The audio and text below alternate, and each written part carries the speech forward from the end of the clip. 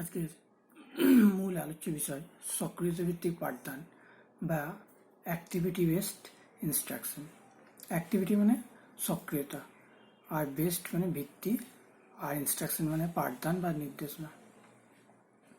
এবার সক্রিয়তা ভিত্তিক পাঠদান এই সম্বন্ধে আলোচনা করার পূর্বে আপনাদের কয়েকটি কথা বলি। এর আগে শিখন পদ্ধতি তিনটে পদ্ধতি সম্পর্কে আলোচনা করা হয়েছে। যারা পূর্বে দেখেননি তারা অবশ্যই ওই ভিডিওগুলো দেখে নেবেন, তারপরে সক্রিয়তা ভিত্তিক পাঠদান দেখার চেষ্টা করবেন। তাহলে আপনাদের পরপর যে কীভাবে আসছে সেই ধাপটা বা ভিত্তিটা আপনারা বুঝতে পারবেন। সক্রিয়তা ভিত্তিক এই যে পাঠদান আলোচনা করার পূর্বে আমি একটু কথা নিজের ব্যক্ত করি, কথাটা বলছি আপনাদেরকে যে পূর্বে বিভিন্ন ভিডিওর মাধ্যমে বিভিন্ন রকম আলোচনা করা হয়েছে। আপনারা কতটা দেখছেন আমি জানি না, কিন্তু যারা দেখছেন আশা করি তারা অনেকটা উপকৃত হবেন। কারণ ভিডিও যদি দেখেন, আপনারা ধরেন বিষয়টা যদি দেখেন, যেটা পড়ানো হচ্ছে আপনাদেরকে সেটা কি হবে, আপনাদের আয়ত্তের মধ্যে আসবে এবং মাথার মধ্যে সেটা আপনাদের থাকবে। এবার আপনি পিডিএফ নিয়ে পড়ছেন বা বই পড়ছেন, বারবার পড়ে যাচ্ছেন, পড়াটা অটোমেটিক ভুলে যাবেন। কিন্তু ভিডিও দেখলে সেটা মেমোরাইজিং করা সুবিধা হয়। এই জন্যই বলছি, যে সমস্ত ভিডিওগুলো করা হচ্ছে অবশ্যই মনোযোগ সহকারে একবার করে দেখুন। অফ টাইমে দেখুন, আপনার যে টাইমে ভালো লাগবে ভিডিও। এটা 24 ঘন্টায় লিঙ্ক থাকছে ভিডিও, ঠিক আছে? তা এবার মূল আলোচ্য বিষয়ে ফেরা যাক। সক্রিয়তা ভিত্তিক পাঠদান জিনিসটা কি প্রথমে জানতে হবে। এটা পরীক্ষা 2 নম্বর আসতে পারে, যে বলতে কি বোঝো সক্রিয়তা ভিত্তিক পাঠদান, বা শ্রেণী বিভাগ আলোচনা করো 2 নম্বরে আসতে পারে, বা অসুবিধা সুবিধা, বা সক্রিয়তা ভিত্তিক পাঠদান পড়াতে গেলে কী সাবধানতা অবলম্বন করতে হবে, ঠিক আছে? তাই এগুলো আপনাদের জানতে হবে। তাহলে সক্রিয়তা ভিত্তিক পাঠদান কী জিনিসটা আগে দেখা যাক। সক্রিয়তা ভিত্তিক পাঠদান হলে ধরেন একটা পাঠদান, যে পাঠদানের সাহায্যে কী হবে, শিক্ষার্থীদের মধ্যে মূল্যবান অভিজ্ঞতা অর্জনের সুযোগ করে দেওয়া হবে। অন্যদিকে তেমনি সেই যে মূল্যবান অর্জন, যে শিক্ষণটা আপনারা দিচ্ছেন, সেই শিক্ষণটা যেন আনন্দদায়ক এবং দীর্ঘস্থায়ী হয়। আর এই ধরনের শিক্ষণকেই বলছে সক্রিয়তা ভিত্তিক পাঠদান। তাহলে এবার কি লেখা আছে দেখা যায়। বলা হচ্ছে শিক্ষক কেন্দ্রিক শিক্ষণ ব্যবস্থার অন্যতম হলো সক্রিয়তা ভিত্তিক পাঠদান। বিভিন্ন ব্যবস্থা আছে, শিক্ষক কেন্দ্রিক শিক্ষা ব্যবস্থা, সক্রিয়তা অন্যতম। সক্রিয়তা ভিত্তিক পাঠদানের সাহায্যে একদিকে যেমন শিক্ষার্থীদের মধ্যে মূল্যবান অভিজ্ঞতা অর্জনের সুযোগ করে দেয়, এটা ঠিক, আমি একটু আগে বললাম যে মূল্যবান অভিজ্ঞতা অর্জনের সুযোগ করে দেওয়া যায়। অন্যদিকে তেমনি শিক্ষণ আনন্দদায়ক এবং দীর্ঘস্থায়ী হয়। এই ধরনের শিক্ষককে অনেকে কাজের মাধ্যমে শেখা বা লার্নিং বাই ডুইং বলেন, অর্থাৎ শিক্ষার্থীরা এখানে কাজের মধ্যে দিয়ে শেখে। অর্থাৎ আমি আর একবার বলে দিচ্ছি, সক্রিয়তা ভিত্তিক পাঠদান হলো এমন একটা পাঠদান যে পাঠদানের সাহায্যে কী হবে, শিক্ষার্থীদের মধ্যে মানে মূল্যবান অভিজ্ঞতা বা পূর্ব অভিজ্ঞতা অর্জনের সুযোগ করে দেয়, এবং অপরদিকে তেমনি সেই শিক্ষণটা যেটা শিখছে সেটা কি আরও আনন্দদায়ক হবে এবং দীর্ঘস্থায়ী হবে। আর এই ধরনের শিক্ষণকে বলবো সক্রিয়তা ভিত্তিক পাঠদান। এখানে শিক্ষার্থীদের সক্রিয়তা থাকতে হবে, এখানে অ্যাক্টিভেশন থাকতে হবে, মানে ডিঅ্যাক্টিভেশন থাকলে হবে না। আর লার্নিং বাই ডুইংটা একটু বলে দিই।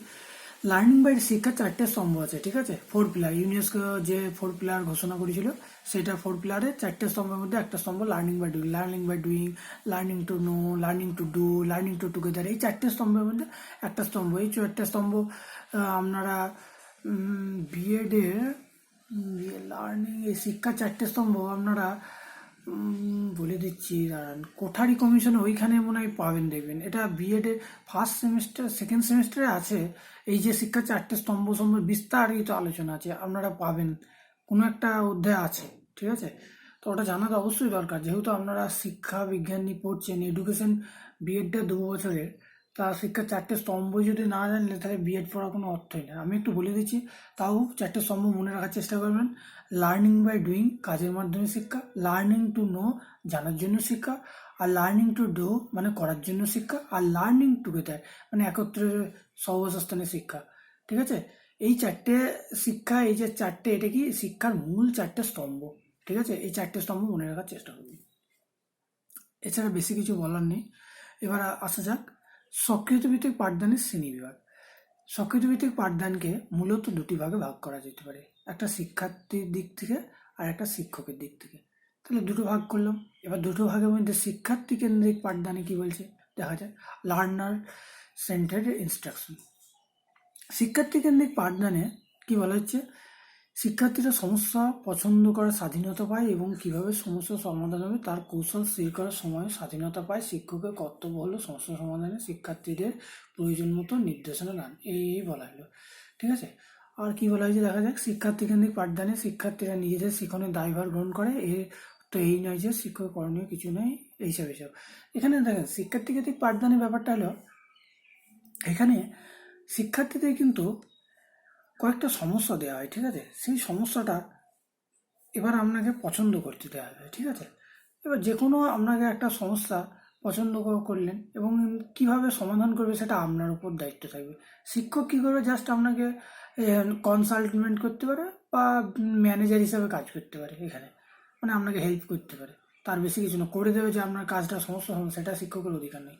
ঠিক আছে, তাহলে এখানে শিক্ষার্থী কেন্দ্রিক পাঠদানে কি শিক্ষার্থীরা সমস্যা পছন্দ করার স্বাধীনতা পায় এবং সেই সমস্যা সমাধান কোন পদ্ধতিতে করবে সেটা কিন্তু শিক্ষার্থীদেরকে নির্ণয় করতে হবে। আর শিক্ষকের কর্তব্য কি, এখানে সমস্যা সমাধানে শিক্ষার্থীদের পরামর্শদাতা হিসেবে কাজ করবে। ঠিক আছে, আর এটাই এখানে মূল বিষয়বস্তু। এবার দেখা যায় শিক্ষার্থী কেন্দ্রিক পাঠদানকে এক কথায় স্বয়ং শিক্ষণও বলা যায়। পরীক্ষা দিতে পারে 2 নম্বরে। শিক্ষার্থী কেন্দ্রিক পাঠদানকে স্বয়ং শিক্ষণ কেন বলা হয়, বা শিক্ষার্থী কেন্দ্রিক পাঠদানকে স্বয়ং শিক্ষণ বলার কারণ কি, এটা 5 নম্বরও আসতে পারে, ঘুরিয়ে দিতে পারে কোশ্চেন বা শর্ট কোশ্চেনে আসতে পারে। তাহলে আপনাদেরকে এগুলাই লিখতে হবে যে কেন বলা হচ্ছে, কারণ শিখন অপেক্ষা শিখনের উপর গুরুত্ব আরোপ করে 1 নম্বর। ব্যক্তিগত পার্থক্যকে স্বীকার করা হয়, ইন্ডিভিজুয়াল যে ডিফারেন্স সেটা স্বীকার করা হয়, এখানে অ্যাকসেপ্ট করা হয়। শিক্ষার্থীরা সক্রিয়ভাবে অংশগ্রহণ করে, যেটা বলছিলাম না, সক্রিয়তা ভিত্তিক পাঠদানে কিন্তু শিক্ষার্থীরা নিষ্ক্রিয় থাকা চলবে না। সেই লেকচার মেথড না, এটা তো লেকচার মেথডে শিক্ষার্থীদের কোনো ভূমিকা থাকবে না, ওটা না। এখানে টোটালটা কিন্তু শিক্ষার্থীদের উপর ডিপেন্ড করবে। আর শিক্ষকরা এখানে কিন্তু ডিঅ্যাক্টিভিটির মতো, ডিঅ্যাক্টিভিটি না আছে মানে ম্যানেজার এবং কনসালটেন্ট হিসেবে কাজ, কিন্তু সবচেয়ে গুরুত্বপূর্ণ কিন্তু এই শিক্ষার্থী, এটা এখানে কিন্তু খুবই গুরুত্বপূর্ণ। ঠিক আছে, তারপরে দেখেন কেন বলছে, আর একটা নিজের মেধা প্রবণতা এবং সময় অনুযায়ী অনুসরণ করার সুযোগ আছে। হ্যাঁ, নিজের মেধা প্রবণতা অনুযায়ী সময় অনুযায়ী অনুসরণ করার সুযোগ আছে, ফিডব্যাক সরবরাহের সুযোগ আছে, এই কারণ। এবার আসা যাক শিক্ষক কেন্দ্রিক পাঠদান। এইখানে বলে রাখি, এইটা খুব ইম্পর্টেন্ট। ঠিক আছে, এখানে 2 নম্বরের শর্ট কোশ্চেন আসে পরীক্ষায়, যে শিক্ষক কেন্দ্রিক পাঠদানের বিভিন্ন রকম পদ্ধতি আছে। ঠিক আছে, পরীক্ষা আসতে পারে, যদিও এটা কেটে আসে অনেক সময় পরীক্ষায়, যে শ্রেণীবিভাগ আলোচনা না করতে দিয়ে আপনাকে দিল যে সক্রিয়ত ভিত্তিক ক্ষেত্রে শিক্ষক কেন্দ্রিক পাঠদান সম্পর্কে আলোচনা করে। এটা আপনারা খুব ভালো করে বলবেন কিন্তু।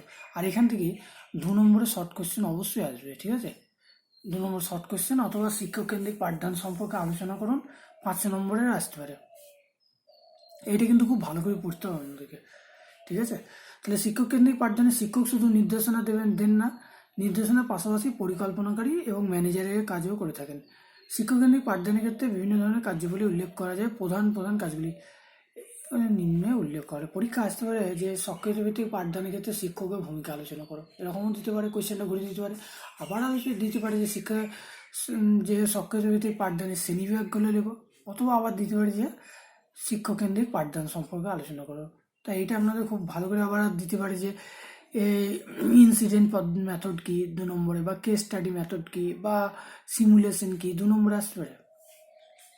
তাহলে এগুলো আপনাদের জানতে হবে। তাহলে প্রথমেই দেখা যায় ইনসিডেন্ট মেথড কি।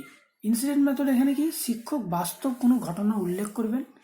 ইনসিডেন্ট মানে কি, ঘটনা। তাহলে শিক্ষক কি বাস্তব কোনো, মানে অবাস্তব না, একবারে সেই ভূতের গল্প বা ধরেন রহস্যমূলক গল্প ওসব চলবে না। এখানে বাস্তব কোনো একটা ঘটনা উল্লেখ করবে এবং শিক্ষার্থীদের এই ঘটনার মধ্যে সমস্যাগুলি নির্দিষ্ট করতে বলা হয় এবং কীভাবে পরিস্থিতিকে সাজালে শিক্ষার্থীরা ভালোভাবে শিখতে পারে সে সম্পর্কে সুপারিশ করতে বলা হয়। এটাই হলো ইনসিডেন্ট মেথড। ইনসিডেন্ট মেথড কি, শিক্ষক একটা কোনো একটা ঘটনা, বাস্তব কোনো ঘটনা উল্লেখ করবে, এবার শিক্ষার্থীরা কী করে পরিস্থিতি অনুযায়ী পরপর সেই ঘটনাটাকে সাজাবে। ঠিক আছে, এবং সাজাবে এবং সেই সম্পর্কে কী করবে, জাস্ট শিক্ষক সুপারিশ করবে। এটাকেই বলছি incident method. Case study method, দেখেন, ইনসিডেন্ট মেথডের কেস স্টাডি মেথড পদ্ধতিতে শিক্ষার্থীদের সম্মুখে বাস্তব বা অনুমান ভিত্তিক কোনো সমস্যা বক্তব্য লিখিত বা বৈদ্যুতিনের মাধ্যমে সাহায্যে শিক্ষার্থীদের সামনে উপস্থাপন করা হয়। তাহলে এই পদ্ধতি কি করছে, শিক্ষার্থীদের সম্পর্কে বাস্তব বা অনুমান ভিত্তিক কোনো সমস্যা বক্তব্য লিখিত বা বৈদ্যুতিনের মাধ্যমে, বৈদ্যুতিনের মাধ্যমে মানে কি, ধরেন ইমেল ইমেল মারফত বা প্রজেক্টারের মাধ্যমে, ঠিক আছে, এইসবের মাধ্যমে শিক্ষার্থীদের সামনে উপস্থাপনা করেন। তবে ইনসিডেন্ট পদ্ধতিতে সব কিছু ব্যক্ত করা হয় না, ঠিক আছে, গুরুত্বপূর্ণ বিষয়গুলি উল্লেখ করা হয়, যেখানে কেস স্টাডি পদ্ধতি সমস্ত কিছু বিশদভাবে তুলে ধরা হয়। এখানে কেস স্টাডির সঙ্গে ইনসিডেন্ট পদ্ধতির পার্থক্য, ঠিক আছে। ইনসিডেন্টে কি মানে সামগ্রিক বিষয়কে তুলে ধরা হয়, আর এখানে মানে কি মোটামুটি বিষয়কে তুলে ধরা হয়, কিন্তু কেস স্টাডিতে সমস্ত পুঙ্খানুপুঙ্খভাবে ঘটনার বিশদ বিবরণকে এখানে তুলে ধরা হয়, এটাই পার্থক্য। তাহলে কেস স্টাডি পদ্ধতিটা কি, যে শিক্ষার্থীদের একটা বাস্তব বা অনুমান ভিত্তিক কোনো সমস্যা বক্তব্য বা লিখিত বা বৈদ্যুতিনের মাধ্যমে শিক্ষার্থীদের সামনে উপস্থাপন করছে, সেটাই কেস স্টাডি পদ্ধতি। সিমুলেশন বা অনুকৃতি পদ্ধতি, এটা কি অনুকৃত পদ্ধতিতে বাস্তব পরিস্থিতি কৃত্রিম উপায়ে শিক্ষার্থীদের নিকট উপস্থাপন করে। এখানে কি এই পদ্ধতিকে বাস্তব পরিস্থিতিটা বাস্তব থাকবে, কিন্তু কৃত্রিম উপায়ে শিক্ষার্থীদের নিকট উপস্থাপন করা হয়। ভূমিকা পালন, রোল প্লে। রোল প্লে বারবার বলছি, এটা কিন্তু ভালো করে পড়বেন, 5 নম্বরে ইম্পর্টেন্ট আছে। রোল প্লে বা ভূমিকা পালন এক ধরনের কৌশল যেখানে অংশগ্রহণকারীরা বিভিন্ন ভূমিকা পালন করে এবং চেষ্টা করে পর্যবেক্ষণকারীরা তাদের মতো আচরণ করে। শিক্ষণের ক্ষেত্রে ভূমিকা পালন বিভিন্ন উদ্দেশ্যে ব্যবহৃত হয়, যেমন ধরেন ধারণা, বিমূর্ত ধারণাকে মূর্ত করা, তা মানসিক জটকে মুক্ত করা, অন্যের সহানুভূতি সঞ্চয় উদ্বুদ্ধ করা। এটা তেমন কিছু নয়, এখানে ভূমিকা পালন এক ধরনের কৌশল একটা, সে সবাই জানছে। এখানে অংশগ্রহণকারী বিভিন্ন ভূমিকা পালন করবে এবং চেষ্টা করবে পর্যবেক্ষণকারীরা তাদের মতো আচরণ করে। কিন্তু শিক্ষণের ক্ষেত্রে ভূমিকা পালন বিভিন্ন উদ্দেশ্যে ব্যবহৃত হয়, মানে কি বিমূর্ত ধারণাকে মুক্ত করা, মানসিক জটকে মুক্ত করা, ঠিক আছে। এইগুলা তাহলে আপনাদেরকে জানতে হবে। লাস্ট 5 নম্বর প্রিওরিটাইজেশন এক্সারসাইজ। তাহলে এটা কি বলা হচ্ছে, এটি একটি সরল পদ্ধতি, ঠিক আছে। এখানে কি শিক্ষার্থীকে কোনো সমস্যার বৈশিষ্ট্যগুলি বা সমাধানের পন্থাগুলি দেয়। তাহলে এই পদ্ধতি কি হচ্ছে, শিক্ষার্থীকে কোনো একটা সমস্যার বৈশিষ্ট্যগুলি বা সমাধানে যে কীভাবে সমাধান করলে তার পন্থাগুলি বা পথগুলি দেয়। এবার কোনো বৈশিষ্ট্যের ভিত্তিতে ওইগুলিকে ক্রম অনুযায়ী বিন্যস্ত করতে বলা হয়, ঠিক আছে। ক্রম অনুযায়ী বিন্যস্ত করা হয়ে গেলে তা নিয়ে দলগত আলোচনা করা হয়। এই ধরনের কাজের মধ্যে দিয়ে বিচারকরণ, যোগাযোগ করা এবং মানব সম্পর্ক বিকাশের দক্ষতা অর্জনে সাহায্য করা। এই পদ্ধতি, এই 5টা পদ্ধতি আপনারা খুব ভালো করে পড়বেন, ইম্পর্টেন্ট আছে, এটা বললাম। এবার দেখেন স্বকৃত ভিত্তিক পাঠদানের সুবিধা, যেটা বলছিলাম, সব কিছু সুবিধা জানতে হবে। দেখেন সুবিধা কি, এই পদ্ধতির মাধ্যমে জ্ঞান বোধ বিকাশে সাহায্য করবে। এটা শিক্ষার্থীদের চাহিদা পূরণে সাহায্য করে। এটা কি মানসিক জট থেকে মুক্ত হতে সাহায্য করে। এটা কি সক্রিয়তা, এখানে খেলার মাধ্যমে শিক্ষাকে বাস্তবায়িত করা যায়। এখানে কোনো সমস্যার সমাধান করা যায় খুব সুন্দরভাবে, ঠিক আছে। আর এখানে শিক্ষার্থীরা অংশগ্রহণের সুযোগ পায়, যেটা লেখানে এখানে বলে দিলাম। এইগুলো তাহলে জ্ঞানবোধ, তারপরে শেখার চাহিদা, শিক্ষার্থীর সক্রিয় অংশগ্রহণ, তারপরে শিক্ষার্থীরা এখানে পরামর্শদাতা হিসেবে ভূমিকা পালন করে, ঠিক আছে, মানসিক জট থেকে মুক্ত হতে সাহায্য করে ইত্যাদি। এবার সাবধানতা, সক্রিয় ভিত্তিক পাঠদানে কিছু সাবধানতা, প্রিকশন অবশ্যই দরকার। সাবধানতা তাহলে কি কি, এটা কিন্তু 2 নম্বরে দিতে পারে, যে সক্রিয় ভিত্তিক পাঠদান দুটি সাবধানতা লেখো 2 নম্বরে বা 5 নম্বরে দিতে পারে। তাই কি শিক্ষার্থীদের এই বিষয়ে পূর্ব জ্ঞান আছে কি না তা জানা প্রয়োজন, অন্যথায় পূর্ব জ্ঞান অর্জনে সাহায্য করতে হবে। তাহলে এটা একটা সাবধানতা অবলম্বনকে শিক্ষার্থীদের পূর্ব জ্ঞান, মানে যে জিনিসটা দেওয়া হচ্ছে, যে সমস্যাটা দেওয়া হচ্ছে, তার কি পূর্বজ্ঞান বা পূর্বার্জিত নলেজ কি আছে তাদের, সেটা জানা প্রয়োজন, না হলে পূর্বজ্ঞান অর্জনে তাকে সাহায্য করতে হবে। 2 নম্বর দেখেন, এর সাফল্য পূর্ব পরিকল্পনার উপর নির্ভর করে। এর যে সাফল্য সেটা কি পূর্ব পরিকল্পনার উপর নির্ভর করে। কাজেই পরিকল্পনার ক্ষেত্রে বিশেষ দক্ষ ব্যক্তি থাকা প্রয়োজন। তাহলে এর সাফল্য কি পূর্ব পরিকল্পনার উপর নির্ভর করে, কাজেই পরিকল্পনার ক্ষেত্রে বিশেষ দক্ষ ব্যক্তি থাকা প্রয়োজন। এটা বোঝানো কিছু নেই। লাস্ট 3 নম্বর, সক্রিয়তা ভিত্তিক কাজের মাধ্যমে শিক্ষণ ঘটায়। তাই শিক্ষক কর্তব্য হলো সঠিকভাবে পরিকল্পনা করা এবং শিক্ষার্থীদের পরামর্শ দেওয়া। শিক্ষক এখানে অপ্রয়োজনীয় কিছু বলবেন না। এই ধরনের কাজ শিক্ষার্থীরা সৃজনশীলতা প্রকাশে অন্তরায় ঘটায়। সক্রিয় ভিত্তিক পাঠদানে কি শিক্ষকদের কিন্তু আর গুরুদায়িত্ব আছে, শিক্ষকরা উল্টো পাল্টা যা যা খুশি তাই বললেন, মানে প্রয়োজনের বাইরে, সেটা কিন্তু এখানে চলবে, সেই সাবধানতাটা অবলম্বন করতে হবে। আর এইটা কি বলেছিলাম, পূর্ব পরিকল্পনা মানে প্রি প্ল্যানিং একটা বেস্ট, মানে পূর্ব পরিকল্পনা করে তবে এই কাজটা দেখাতে হবে। আপনার পরিকল্পনা নাই, এবার আপনি এগিয়ে গেলেন, তাহলে আপনি কি সে সক্রিয় ভিত্তিক যে পাঠদান সেটা ব্যর্থ হবে। আবার একটা দেখেন, এখানে শিক্ষার্থীদের পূর্বার্জিত জ্ঞান আছে কি না সেটাও জানা দরকার, নাহলে কিন্তু সক্রিয় ভিত্তিক পাঠদান টোটালি কিন্তু ব্যর্থ হবে। আশা করি আপনারা প্রত্যেকে বুঝেছেন, আরেকবার আমি রিভিশন দিয়ে দিচ্ছি। দেখেন, সক্রিয়ভিত্তিক পাঠদান হলো, আমি বলবো যে পাঠদানের সাহায্যে কী হবে, শিক্ষার্থীদের মধ্যে মূল্যবান অভিজ্ঞতা একদিকে যেমন সঞ্চারিত হবে, অপরদিকে তেমনি কি সে যে শিক্ষণটা নিচ্ছে বা যে শিক্ষণ নিচ্ছে সেটা কি আনন্দদায়ক এবং দীর্ঘস্থায়ী হবে। ঠিক আছে, এটাকে বলবো সক্রিয়ভিত্তিক পাঠদান। এবার সক্রিয়ভিত্তিক পাঠদানকে দুটো ভাগে ভাগ করা যায়, একটা শিক্ষার্থী কেন্দ্রিক আর একটা শিক্ষক কেন্দ্রিক। শিক্ষার্থী কেন্দ্রিক পাঠদানটাই কী হবে, এখানে কি শিক্ষার্থীদের কোনো একটা সমস্যা দেওয়া হলো, সেই সমস্যাটা সমাধানের সেই সমস্যাটা পছন্দ করবে, প্রথমত পছন্দ করার স্বাধীনতাটা দেওয়া হয়, এবং সেই পছন্দ করার পর সেই সমস্যাটা কোন কৌশলে সমাধান করবে সেটা শিক্ষার্থীদের স্থির করার স্বাধীনতা দেওয়া হয়, এবং শিক্ষক জাস্ট এখানে কি as a manager and consultant হিসাবে কাজ করবে। ঠিক আছে, এবার দেখেন শিক্ষক কেন্দ্রিক পাঠদান। শিক্ষক কেন্দ্রিক পাঠদানে বিভিন্ন রকম পদ্ধতি আছে, আমি বলেছিলাম ইনসিডেন্ট পদ্ধতি, case study method, simulation, role play, ঠিক আছে, পিওরিটাইজেশন পদ্ধতি, এই যে বিভিন্ন রকম পদ্ধতিগুলো। ইনসিডেন্ট পদ্ধতি মানে কোনো বলেছি মানে কোনো ঘটনা উল্লেখ থাকবে, কেস স্টাডি পদ্ধতি যেখানে ইনসিডেন্ট পদ্ধতিকে মানে সামগ্রিকভাবে ঘটনাটা উল্লেখ থাকে, কিন্তু কেস স্টাডিকে বিশদভাবে পুঙ্খানুপুঙ্খভাবে সেই ঘটনা উল্লেখ করতে হয়। আর সিমুলেশনটা কি বলেছে, এখানে কৃত্রিমভাবে শিক্ষার্থীদের নিকট উপস্থাপন। আর রোল প্লে মানে কি এখানে শিক্ষার্থীরা ভূমিকা গ্রহণ করবে, যেমন কেউ বিমূর্ত ধারণাকে মূর্ত করে তুলতে হবে, এই ইত্যাদি। আর একটা পিওরিটাইজেশন, এটা তো বললাম, এখানে শিক্ষার্থী কোনো সমস্যার বৈশিষ্ট্যগুলি বা সমাধানের পন্থাগুলি মানে কোনো দেওয়া হবে এবং সেই অনুযায়ী তারা কাজ করবে। সুবিধা যেটা বলে দিয়েছিলাম যে এখানে জ্ঞান বোধ বিকাশে সাহায্য করবে, মানসিক জ্বর থেকে মুক্ত হতে সাহায্য করবে, তারপরে কি এখানে খেলার মাধ্যমে শিক্ষাকে বাস্তবিত করতে সাহায্য করবে ইত্যাদি। আর সাবধানতাটা, তিনটে সাবধানতা অবশ্যই খুব গুরুত্বপূর্ণ, যে পূর্ব শিক্ষার্থীদের মধ্যে পূর্বার্জিত জ্ঞান আছে নাকি সেটা যাচাই করা খুবই দরকার। 2 নম্বর কি, শিক্ষার্থীদের পূর্বার্জিত জ্ঞান এটা একটা। 2 নম্বর পূর্ব পরিকল্পনা, প্রি প্ল্যানিং, মানে এটা প্রি প্ল্যানিং মানে পূর্ব পরিকল্পনা ছাড়া এই সক্রিয় ভিত্তিক পাঠদান কোনোভাবেই দেওয়া যাবে না। ঠিক আছে, আর একটা কি, সক্রিয় ভিত্তিক পাঠদানে আর একটা শিক্ষক কর্তব্য বলে এখানে সঠিকভাবে পরিকল্পনা করা এবং পরামর্শদাতা হিসেবে ভূমিকা পালন করা। আর কি সাবধান সবচেয়ে, এখানে অপ্রয়োজনীয় কোনো কথা শিক্ষকরা বলতে পারবেন না, প্রয়োজনীয় যেটুকু দরকার সেটুকুই এখানে বলা বাঞ্ছনীয়। আশা করি আপনারা প্রত্যেকে বুঝেছেন।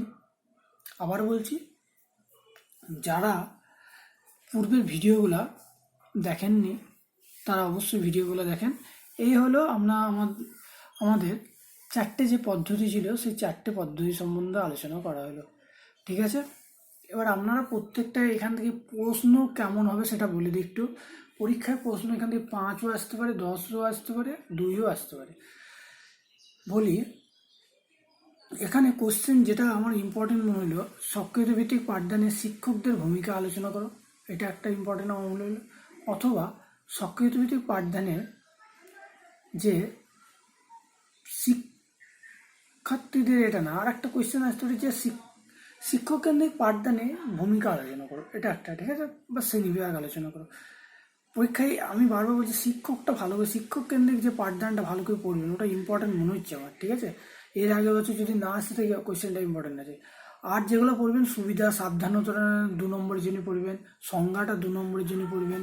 সুবিধাগুলা ওই যদি আপনি ভালো করে শ্রেণীবিভাগটা পড়েন তাহলে এই সুবিধাগুলো লিখতে পারবেন, এটা আহামরি কিছু কঠিন নেই। ঠিক আছে, আর সাবধানতাটা পড়ার দরকার না, সাবধানতা পয়েন্ট 3টে মনে রাখবেন। বারবার বলছি যে একটা পূর্বার্জিত জ্ঞান থাকতে হবে শিক্ষার্থীদের, আর 2 নম্বর কি পূর্ব পরিকল্পনা থাকতে হবে, মানে পূর্ব পরিকল্পনা রাখতে হবে, এটা একটা। আর 3 নম্বর আর একটা কি বলছি, যে শিক্ষকরা অপ্রয়োজনীয় কিছু বলবেন না।